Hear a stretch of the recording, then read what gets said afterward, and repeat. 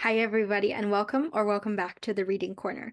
Today, we're going to be doing a trend that I've been seeing going around on YouTube of the end of year wrap up tag. So let's get started. The first question is most disappointing book of the year. And I haven't even finished this book, and I have to say that I don't think that this was the writer's fault by any means. I think this was me and the fact that I'm just not ready for this book in the way that it was presented. I think I'll like it when I try it again in the future, but that is The Sun and the Star by Mark Oshiro and Rick Riordan. And I think I found it disappointing and find it disappointing as I'm reading it because it's not what I wanted or was expecting. And that's why I think that, it's not their fault. It's me for having a certain set of expectations. Um, and it's just the disappointment of those expectations not being met that is making it disappointing for me. Um, I thought that this book was going to be about Nico and Will and their kind of love story, but of course, and I should have known this going in, there has to be a adventure element to it. And I don't know, that's just not what I was expecting. Not to say that that's wrong or anything, but those were my expectations going in, that it was going to be a love story and kind of like a romance novel rather than an adventure novel or fantasy novel. And so because of that, for me, this was the most disappointing book of the year. Number two, what was an underdog book? Now, the video that I watched, they took it to mean characters that were considered underdogs. I'm interpreting this to mean a book that wasn't rated very highly on Goodreads, but that you really, really liked. And that would be The House on Mango Street by Sandra Cisneros. I'm sorry if I'm pronouncing that incorrectly. This book was not rated very well. I think it was like 3.6 something on Goodreads, but I enjoyed it so much. I loved it. It's definitely a children's novel, and I think that that's why it was rated so low, was that a lot of people thought this book was exploring themes that weren't appropriate for children. However, when I read this book, I was reading it for a children's literature class, and we talked about that. We talked about that aspect of people thinking this book was very controversial for talking about topics that they considered not to be appropriate for children's literature. But we then talked about how actually it is children's literature because children's literature talks about death and I'm trying to think of what else was brought up in the book, but death and coming of age in a mature and sensitive way that's easy to understand for children. So that's why A, I really liked it, and B, I think why it was rated so low. Question three. What was an overhyped book you read? Travis by Mia Sheridan. Everyone was going crazy about this who had read Archer's Voice. They're like, oh my God, this is the best story ever. This is Travis's redemption arc. Like, oh my gosh, this is the best redemption arc I've seen. And for me, it fell flat. I really didn't enjoy it. I did enjoy a few moments. But I think that there wasn't enough buildup to Travis's paradigm shift, and the buildup to his redemption arc wasn't enough. I was just like, oh my God, oh my God. It was just Travis acting the same as he had, at least to me, in Archer's Voice. And then there was a paradigm shift leading into his redemption arc. And even then, his redemption arc part wasn't enough. Like there was not enough to go on to make me believe that he was better, that he had been redeemed. And so when the redemption happened, it just kind of seemed arbitrary and sudden. And I just didn't like it. Number 4. What was a book that surprised you? A book that surprised me was The Things We Leave Unfinished by Rebecca Yarros. This I read after Iron Flame, and a lot of people after Iron Flame started looking into Rebecca Yarros's other books, and this one was one other than In the Unlikely Event that I saw people talking about a lot. And it was also one that I had added to my TBR after reading Fourth Wing. So I was like, hey, I'm going to give this a shot. Let's see how it goes. And oh my God, I wasn't expecting it. I was not expecting the dual POV because up to this point, all the books that I had read by her were only having one point of view. So I was not expecting that.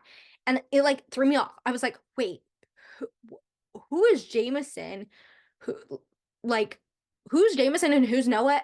Like I thought they were two different people in the same timeline, and I was really, really lost. And then I figured out probably by chapter 3 or 4 that Jameson was the main character's great grandma's love interest in World War II. So not only were we doing dual point of views, we were also doing dual timelines.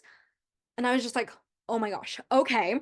Um, and I just jumped in and I really, really enjoyed it. I loved the grandma and grandpa's backstory, love story. Loved it. Um, and then of course, without giving away any spoilers, the ending took me for a ride. I was like, what the heck just happened? Like, WTF, what just happened? I'm confused, I'm lost.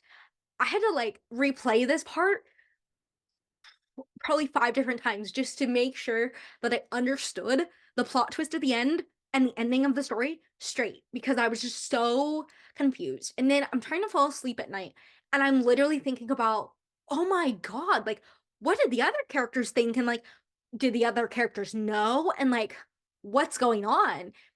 And this is a standalone. And so there was a resolution, but the thoughts were still running in my brain. I was like, what? Like, how did this happen? Wow. So that one was definitely a book that took me by surprise. Question 5. Your favorite book couple or couples of the year? Oh man. This one I had a hard time. Um and originally I was just gonna do a book couple and then I realized it said couples and I was like, ooh, this makes it slightly easier. So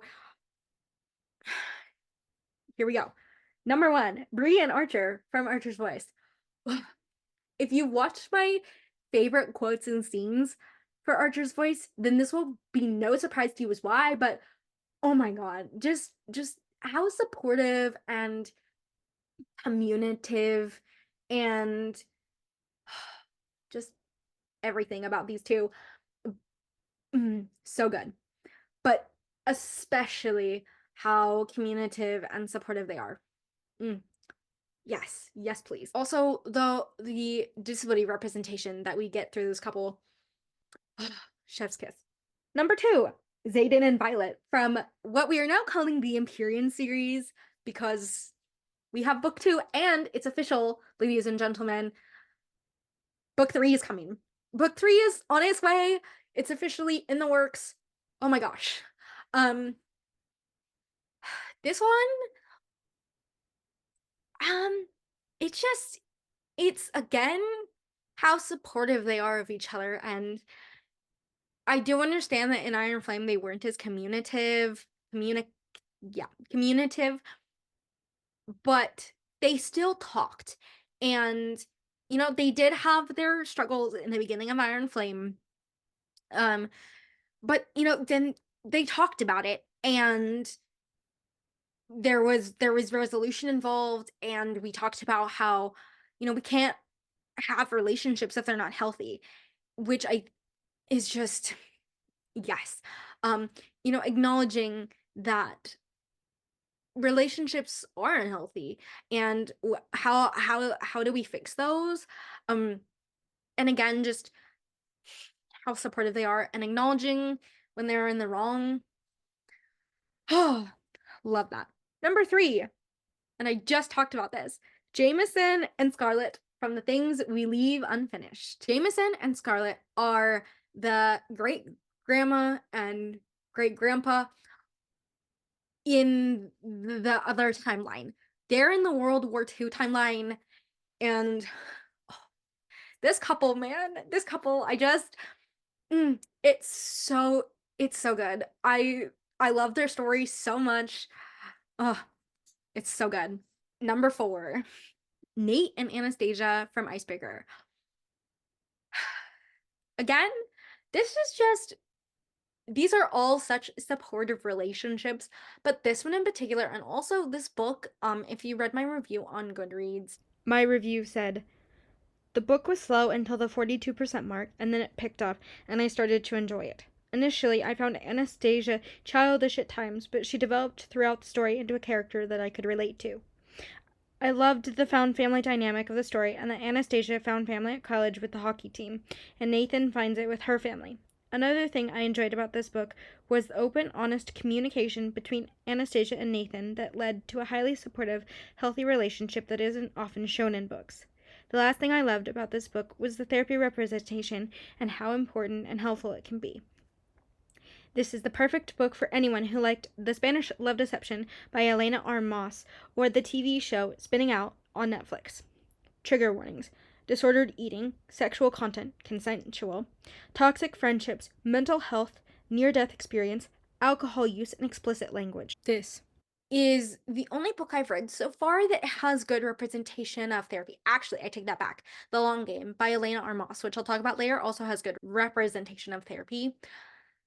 But Icebreaker by Hannah Grace.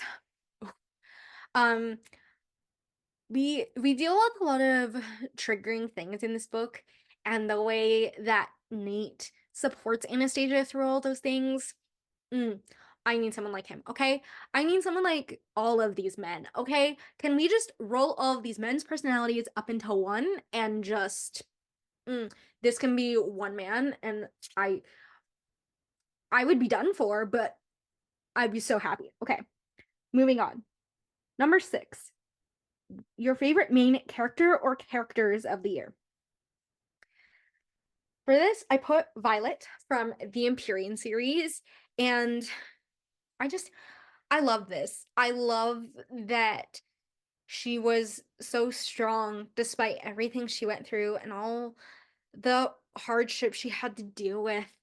And as much as people are annoyed by her in Iron Flame, I'm listening to Fantasy Fangirls podcast. Shout out to them. And they're talking about why Violet is acting the way she's acting in Iron Flame. And also, I've read Rebecca Yaros's interview with Variety talking about why she made the decisions she made regarding certain characters, and especially the way that Violet is acting in Iron Flame. And this just makes me love her more because she's just acting so human. She's trying to act like she has it together, but it's clear as the reader that she doesn't have it together. She's making mistakes that she wouldn't normally make because she's just trying to wrap her mind around what's going on. And when I say that, she's trying to act like nothing's happened, she's acting that way so that no one gets caught. But it's very clear by the mistakes she's making that she has been affected. And Rebecca Yarros isn't afraid to demonstrate that and show that, everything isn't hunky dory. And I really enjoy that because I think a lot of times in books, when traumatic things happen, we don't talk about what happens afterwards and how we feel about it afterwards, or even shocking things. I would say traumatic and shocking things. because, we had the war. We still have the war going on. Um, but also, the shock of shocks that her brother is alive. Someone she thought was dead for like 6 years is now suddenly alive. I don't even know how that would mess with me. And then, no, like, holy crap, like everything I've known, everything I've been taught has been a lie. Like, wow. Even though Violet made mistakes, the fact that she can still, continue to act, somewhat normal. Um, wow. Number two, Bree from Archer's Voice. She's so supportive and she's not afraid to put people in their place. Like, that whole thing with Travis throughout Archer's Voice, I was just like, yes, please. Like, give me more of that. Just defending Archer when he needs it, and also realizing when he doesn't is just so good. Number seven, new favorite author you discovered this year. I can't believe it was just this year. It feels like it's been 2 years, but that would be Rebecca Yarros. And of course, I discovered her through Fourth Wing. Number nine, the most frustrating book you read this year. I originally had one, and then I thought about some more, and I was like, oh no, no, I have two. So the first one is Love Light Farms by B.K. Borison. Sorry if I pronounced that last name wrong. This was a Christmas rom-com, and I wanted to read it for a while now. I put it on my TBR last year when I ran into it because it seemed really cute and Christmassy. And then I saw that Carrie from the Carrie Can Reads channel read it and really enjoyed it. And so I read it and it was cute. It was definitely cute. But the thing that bothered me the most and the thing that made it really frustrating was that, and without giving away any spoilers, was that the consequences for the main character's actions at the end of the story, to me, weren't enough. I was like, okay, so we had all this buildup, and this is the only consequence that happens? Like, you've got to be kidding me. Okay. But the rest of it was really, really cute. And then number two is Howl's Moving Castle by Diana Wayne Jones. And man, this is another one I haven't finished yet. I just started it like 2 days ago, and I'm already struggling. Like, it's already put me in a book slump. I'm already struggling.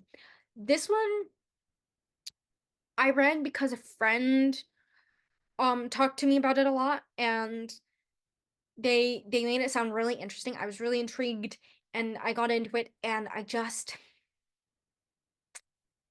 um it was vastly different again from what I expected. And I'm not enjoying it. It's just not my cup of tea. Let's just say that. Number 10, the best book to TV or movie adaptation of the year. Without a doubt, that is Percy Jackson and the Olympians by Rick Riordan. The Disney Plus version. So I am now on episode 4. It just came out on Tuesday. And this is just so, so good. I love the integration of the new stuff with the original source material. I love how sassy Percy and Annabeth are. Oh, I love it all. Number 11. What is the longest book you read this year? That is Iron Flame by Rebecca Yarros. I had to go to the Goodreads year in books summary because I wasn't sure, but it it was that one. Number 12.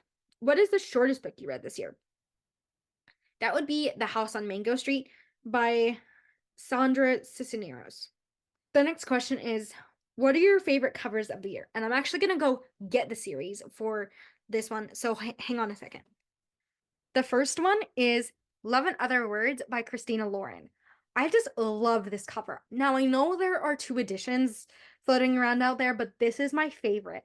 it just is so pretty, and it has different icons pointing to different significant events in the book, and I just love it. I love the cabin here with the trees, and then the letters and the book, and mm, some more trees. I love the design of the trees, and then some coffee and some more books with some pencils on it. I love it. Now, I won't tell you what any of these things mean, but this cover is just gorgeous. Bing on. Percy Jackson and the Olympians. This is the new edition that matches the design art for Chalice of the Gods. And I love this one in particular just because, again, it has different symbols relating to the book that you don't understand until you've read the book. And so I just love it. Um, there is the trident, the lightning bolt, the helmet, and of course the sun. So, oh, it's just so good. Last but not least is Fourth Wing, but this is the holiday edition, and it has the sprayed edges, which I just love because this is my first book that has sprayed edges, and I just love it. And then it, of course, has the two bonus chapters from Xaden's POV, which I love the first time just because Garrick and all his sassiness, as well as Sagail and her humor. Oh, first of all, it made me understand why her and Taryn are bonded. And then it made me want more Xaden POVs specifically so we could get more Garrick and Sagail. Just yes. Um, but then when I reread it after reading Iron Flame, I was like, oh my gosh, Rebecca Yarros, you clever woman, you clever, clever woman. What are you doing? Clearly, we don't know, but you do. I just loved it. Ooh, I missed one. So these numbers are going to be all out of order, but oh well. What is the happiest book you read this year? I interpreted this to mean what are books that you read that have made you the most happiest? So the first one is Love and Other Words by Christina Lauren. And I love this story. It's so heartwarming and lovely, and we have really good, mature conversations. It's so good. And even though the main character Macy is going through a rough time in her life, she's still happy and finds a way out of that. And I wouldn't even say out of that, I would say through that. And it was so good. And then number two is The Long Game by Elena Armas. And this one, I was just smiling and laughing the whole entire time. And oh, it's just so good. Also, Cameron Caldani, people, can we just talk about Cameron Caldani and the fact that the narrator it has a British accent himself? Like, oh, Cameron Caldani, people. Okay, let's get back to where we were. A book you haven't stopped thinking about. And if you've seen me or talked to me recently, then this is going to be no surprise to you whatsoever, but that is Iron Flame by Rebecca Yarros. Oh boy, where do I even start? I mean, I finished it, and I just uploaded a video with all of my thoughts and reactions to this book, and I've been spending countless hours scrolling on Instagram, consuming all kinds of Iron Flame content from Rebecca Yarros interviews to podcasts. Shout out again to Fantasy Fangirls podcast. And just all the theories and everything that I've been thinking about. I'm thinking about this nonstop. It's crazy. Okay, the next one. Cringiest read of the year. I actually didn't write one down. I don't even know if I have one. Um, um, I guess I could go with Howl's Moving Castle because it's just, to me, it is just really, really boring. And I don't know if that's because I'm not in the right age range for it or what, but honestly, I don't think it's about me being in the wrong age range because, I read young adult novels, and I'm no longer in that age range anymore, and I don't find them cringy. But for some reason, I find this one really boring and just really bad. I asked my mom the other day, um, how many of these books that I read as a kid did you pretend to like and didn't actually like, but you pretended to, so I wasn't offended. Like, it had me asking that question. So yeah, I would say that that's my cringiest book of the year, even though I haven't finished it. Moving on. Unpopular book that you loved. The first one is The Long Game by Elena Armas, and this one was surprisingly rated really low. This one was rated 3 point something stars. I can't remember exactly. Um, and I don't know why. Like I said earlier, I just found it hilarious. I loved the banter back and forth, and oh, I it was really, really cute. If I had to rate all of Elena Armas's books, I would say in this order: number one is The Spanish Love Deception, number two is The Long Game, and number three is The American Roommate Experiment. I honestly thought that The American Roommate Experiment, as cute as it was, it just didn't hit the mark for me. I thought it was cute. I love Lucas and Rosie, but it didn't hit the same for me. I didn't enjoy it as much. But The Long Game, oh, I was sitting there laughing the whole time, and I just really, really enjoyed it.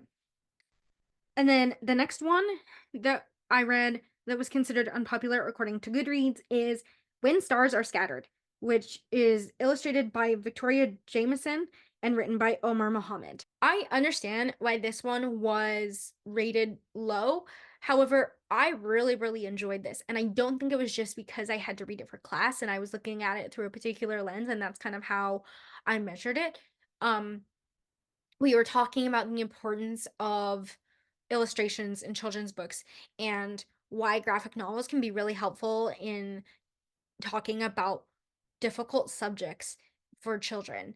Um, the, I just I also enjoyed this one because it was very personal for me, um, and made me feel a lot of different emotions and help me sort through also my own feelings. So this was a very therapeutic book for me, and I think that's why I really liked it. The next one is favorite book quotes of the year. The first one comes from The Things We Leave Unfinished. And for context, Jameson is talking to his flight squadron buddies about Scarlet, and he says, "She's definitely out of my league, boys, but she'd chew you up and spit you out before you even got close, Boston." And I love this quote because it shows how much he respects and admires Scarlet. And this is also after this guy, whose name isn't actually Boston, he's just from Boston and they call him that, talks about, like, "Oh, where did you pick her up, Jameson?" And he's kind of being like an ass and is also drunk, which explains why he's acting the way he's acting. But I just love this response, honestly. I love it. It's such a witty response, and also shuts him right up. Also, the fact that um Scarlet comes in right after he says this, probably during when he says this, because the next part of the scene is Jameson said that, and then his friend like looks up and sees Scarlet in the doorway. So I'm sure she heard all of that. So just that whole scene is just so good, and also that quote. The next one is, "I stand by my logic though. I think love is a concept, and each person has an individual word for what sums it up for them. My word for love is Brie." And this, of course, is from Archer's Voice. And I really like this quote because I had a conversation in one of my classes this quarter about what love is and different types of love. And I just really, I really like this because he's right. You know, people's definition and concept of what love is going to be different from person to person. And I really, really like that we explored this concept and had this conversation. This last quote is from Travis, and again, that is the sequel to Archer's Voice. And this is a spoiler for Archer's Voice. So if you don't want to hear about it, then skip ahead probably by like 30 seconds. I don't know. If I remember, I'll put a timestamp on the screen. But this is one of the twin boys talking to Travis, and he says, Uncle Travis, Connor says breathlessly, I learned about living orgasms at camp today. And Archer has no response to this. Travis looks shocked. He's like, wait, what? Like, those two are just shocked. Like, what? How do we respond to that? And Bree comes in calmly and says, it's pronounced organisms, Connor. I love that. I just love that. How, kids say the wrong things so confidently, and you just are like, oh, I know that's not what you meant to say, and I know I'm not supposed to laugh, but like, it's kind of funny. And oh my gosh. And then I didn't write this in because I didn't want to talk about this whole scene, but yet here I am. And then Connor is like, that's what I said. And again, just that confidence of like this kid thinking that, he said the right thing. And clearly he has not said the right thing. And it's just so cute. Book with the most unique concept you read this year. And that would be Conference of the Birds, written by Attar of Nishapur and translated by Shalel Wolpe. Sorry if I pronounced any of those names wrong. This one, I've just never read a book that is solely centered around birds. And like birds are the main characters of the story. This whole entire book is about birds. And I've never I don't know, I've never had that happen before unless it's, a nonfiction story. And this was not a nonfiction story. And so it really surprised me, and it brought on good conversations um in my class, because I did in full transparency read this for a class, but we did have good conversations. This book is actually what sparked the conversation of what is love and what does it mean. And we had a lot of conversations. I also love how, open ended the story was, and the many different places that this book could take you depending on the group that you're reading it with. Third to last one. Book you read this year that you would reread. And I couldn't keep it to just one, so I decided to include all the ones that I would reread. And so I originally thought that I had three, but I guess if we count the books individually, I have four. And the first one is the Empyrean series. So that would be Fourth Wing and Iron Flame. And I really think I probably am going to reread this, because that was something that I kind of regretted not doing with Iron Flame. I did not reread Fourth Wing before reading Iron Flame, and I kind of forgot some of the plot. Like, I remembered the main parts, but then other things were referenced, and I was like, wait, what was going on? Like, I feel like I should have reread. So I'll probably, if I have the time, reread one and two before reading three. Another one is The Things We Leave Unfinished. I I would reread that. I had to go find that quote that Jameson says about Scarlet, and I just wanted to reread the whole thing again. I even finished listening to that chapter just because I loved it so much. Last but not least is Archer's Voice by Mia Sheridan. I mean, I would reread this in a heartbeat. I love it so much. Goodreads reading goal selection and 2024 reading goal. So for 2023, I was going to read 46 books. That was my goal. And I increased it to that because I read 42 books in 2022. And I thought that, I was like, adding four more books shouldn't be that hard. Like, it'll be okay. And I unfortunately did not meet that goal. I think I'm sitting at like 41. And even if I finish Howl's Moving Castle, I'm still gonna be like three off. So my reading goal for 2024 is going to be 40 books because looking at my reading goal that I met last year and also the year before that, I was hitting 40 books to 41 books. So I think if I make that a goal, I'll definitely meet it. And also, next year it's just going to be a crazy, crazy year. So I think that that'll be more attainable as well. And then the last question is, what will you prioritize in your 2024 reading year? So, oh my gosh, I can't believe I'm saying this, but I'm going to read A Court of Thorns and Roses as well as the Throne of Glass series. Was I influenced by the Carrie Can Reads channel and her in-depth plot summary videos of A Court of Thorns and Roses? Yes, I was. Um, do I know the whole plot because of those videos? Yes. But do I want to experience them for myself?